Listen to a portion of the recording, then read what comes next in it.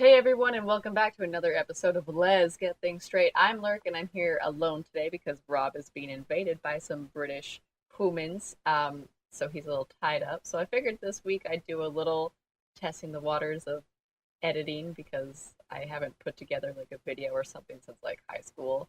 And even then it was PowerPoint and not like a actual like editing software program thing. So I'm doing my best, but I know it's shitty. Y'all judge me, it's okay. But I figured I'd do a short podcast, and it's a little fan edit of one of Rob and I's favorite people that touched our lives, and that man is Stan Lee. The picture of the city that you see at the start of this podcast in Vancouver is known as the Sales. It's where Fan Expo Vancouver takes place, and where I brushed shoulders with Stan Lee a few years ago, and I will forever regret not getting that man's autograph or a picture with him. But just knowing that I literally stood next to the guy, and yeah, I will carry that memory forever with me. If you don't know who Stan Lee is, and you live a life without comic books and most and the most amazing video games and movies out there. I mean, there's some shitty video games, let's be honest, but you live a sad life. Please go pick up a comic book. Please go see a Marvel movie. Um, that man is amazing. I just want to give like a brief little overview of Stan. He was a comic book writer and editor and publisher from 1940 to 2010.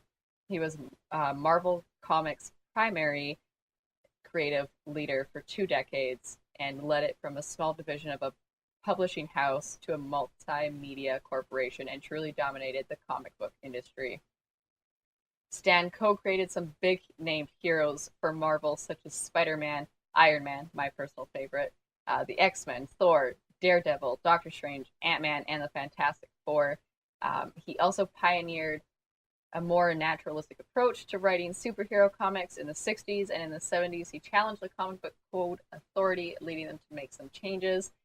Stan Lee made a huge mark in the comic industry, and we will forever be grateful for the imagination he granted us in this whole universe we could get completely lost in.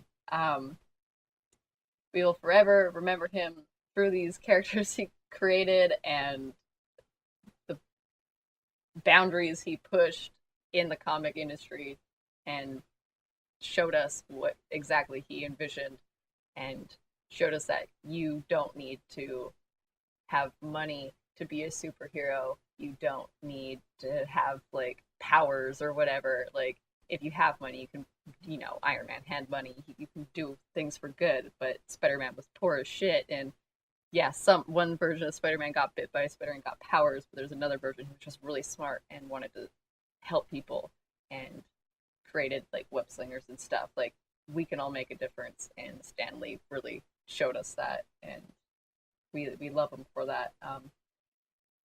Man, the best part of Stan Lee is that he made every Marvel movie special.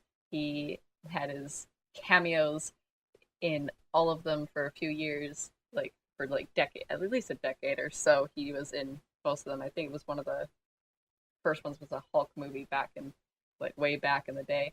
Um, and basically like breaking that fourth wall, and we all as comic nerds went into those movies waiting and anticipating for his cameos, and it looks like we're gonna see the last one in the next Avengers movie.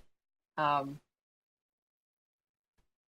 Man, I'm gonna miss the guy. Stan was on this planet for 95 years, passed away November 12th, 2018, and his soul will forever be with us. And we want to thank Stan for what he gave to us and being that inspiration and giving us even bigger imaginations. Thank you, Stan. Excelsior.